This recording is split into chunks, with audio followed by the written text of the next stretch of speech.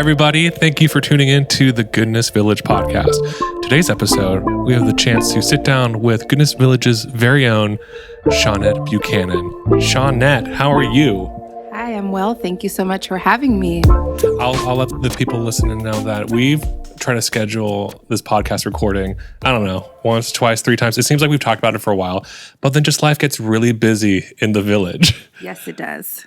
So I don't think I said this. You are Goodness Village's housing manager, right? Yes. What does that mean? Well, in plain terms, it just means I'm the person who enforces all the rules.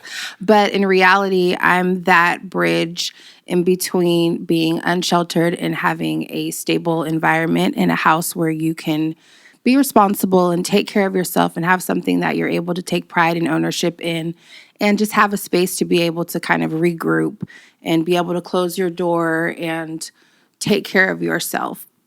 And so for me as the housing manager, my main focus is that it's keeping you housed. How do I work with you to be able to retain your housing or help you retain your housing?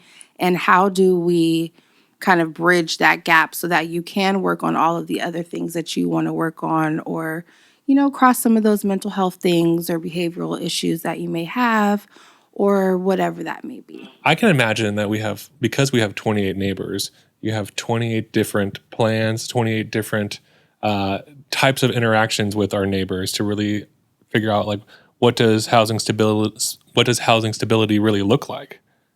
Right. And each person is going to be unique. And so you have these kind of blanket policies and procedures, but you have to really navigate for each individual and meet them where they're at and what their learning style is, or what their sometimes even what their traumas are, and how you can be a trigger for that if you're addressing one thing for one person that you may address completely differently for the next person.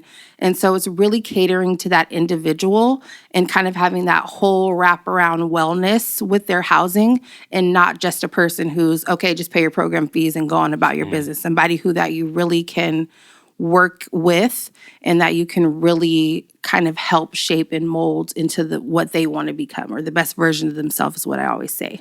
Yeah. It's more than just being like the landlord. I know you Right. kind of wear that hat quite often with making sure people pay their program agreements and that their housing is clean and up to snuff and all those things. But you're really you're really an essential part of really the support system here at GV. Yeah, thank you. And to me, it's so much more than that. Like you said, it is more than just pay your program fees, or here's your infraction, or here's your violation, or, you didn't do this right, or whatever that may be. And it's really the structure and the consistency that I feel like I'm trying to provide for them to be able to say, okay, this is a safe space. Okay, I can work on this, or I can do this, or whatever that is. Right. So you've been at the village for coming up, 2 years, right? A little more than 2 years. More than 2 We're years. almost at 2.5 now. Time flies Look so who's quickly. counting. I know, right? So you've seen a lot of the growth over the last couple of years at GV. Do you have like an interesting perspective of what that looks like as far as like the neighbors and their comfortability in the village, how they've really made this place home over the last 2 years? I think what it takes just to begin with is trust. And trust is something that everyone, naturally, you give trust until someone breaks it. But in this world, and kind of with the population that we serve, trust has to be earned. It's not something that's just given right off the bat. And so what growth I've seen is just people trusting more of the process of the stability, and why do we have rules, and why do we have policies and procedures in place, and why does this thing happen for me, or why can't I do this? Why can't I smoke in my tiny home?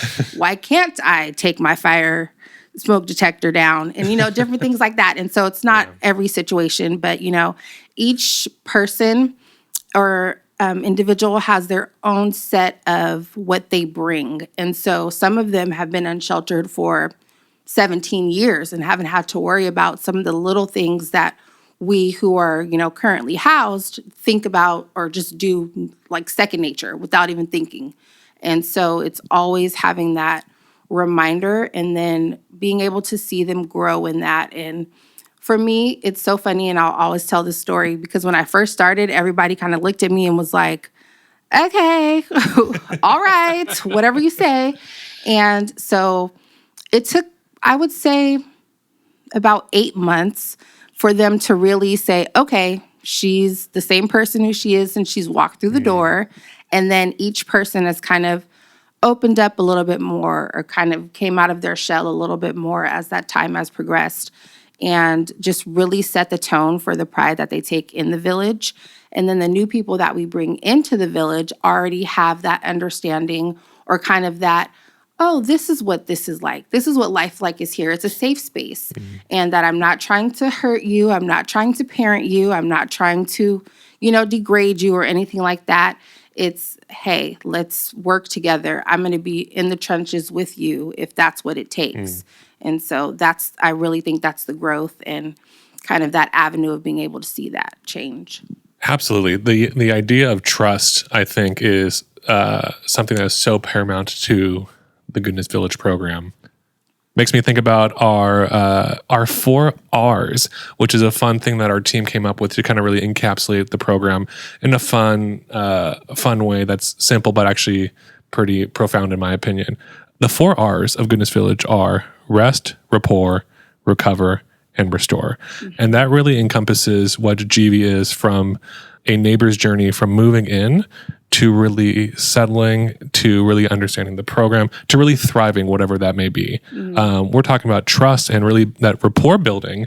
I've seen neighbors be really hesitant getting to know you and getting to know our support staff when they first moved in, because like you mentioned, like there's such a difficult life experience if you're unhoused, and different programs that some of them work, some of them don't. So there's an understandable hesitancy to say, hey, what's this Goodness Village thing all about? And you wearing the housing hat of all that is such an important and crucial element of showing that this village is somewhere that people can trust and actually rest and recover from whatever brought them to this circumstance in the first place. And I think it's really the fact that they don't have pressure because from my background, and I worked in affordable housing, and there's absolutely nothing wrong with that. There's a complete necessity for it, but it is very much the day in and day out. You pay your rent, you do your unit inspections, you get violations, whatever the case may be. And then you're your own family, you're in your own unit, you go on about your business, you don't see the property manager in most cases, unless you have a work order. It's time to do your recertification or whatever that case may be. But in this world, in Goodness Village, we are such a tight-knit community. And so they see me all the time, and probably more than they'd like to see, because they, tend to do certain things when I'm off shift because they know I'm not here, and then they will be shipshape when I'm in town. So, the sheriff sometimes comes to wrap things up.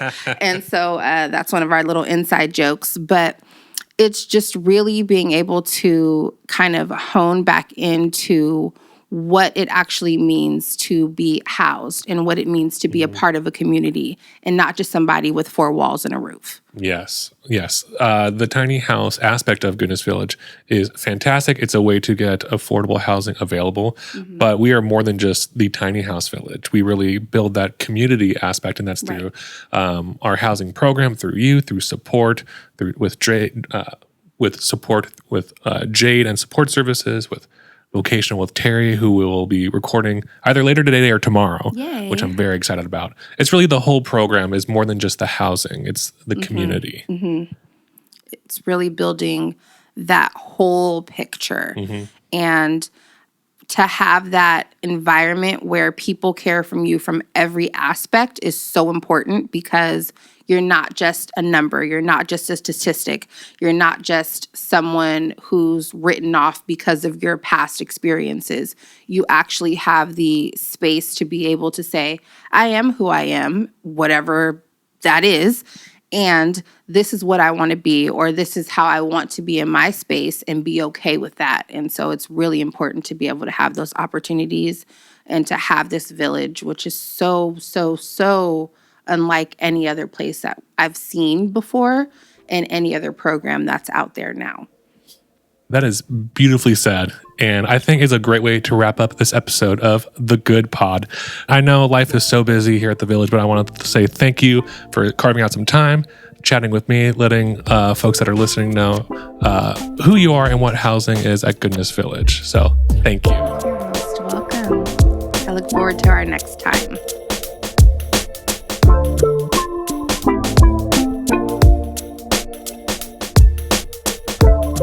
Thanks for listening to the Goodness Village podcast. Production and recording was done by the Village's operations team and in collaboration with Crosswinds Church. Music was created by Club 88 member AJ Parr. If you want to know more about Club 88, this podcast, or Goodness Village, please visit our website at gvlivermore.org. Thanks again for listening to The Good Pod.